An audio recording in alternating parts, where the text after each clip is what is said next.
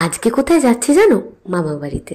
ছোটবেলা থেকে মামা বাড়ি মানে যত রকম আবদার, যত রকম পছন্দের জিনিস সবকিছু পাওয়া। মামা বাড়িতে তোমরা আমার মামাকে দেখতেও পাবে না, আশাও করো না, কারণ উনি সব সময় ওনার কাজেই ব্যস্ত। চাটনি খাবে না, দেখ ভিডিওর বাহানা করে তোকে চাটনি খাইয়ে দিয়েছি।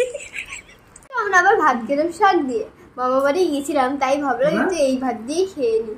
বুনুকে তো খাইয়ে দিতে হয় আমার। হ্যাঁ দাও দাও। তারপরে ঝোল দাও, মাছ আর মাছের উপর দিয়ে ঝোল। বুনু তো আমার মাছ খেতে যায় না, জোর করে গিলে। আমার দিদা, আমার ছোট্ট বোনু, ছোট নয় আমার কাছে সে এখনো ছোট, আগে ইন্ট্রোডাকশন দিয়ে দিয়েছি। তো মামি দারুণ রান্না করেছিল। বাজার করতে পারলে তুমি কেঁদে দিই। বাজার করো না?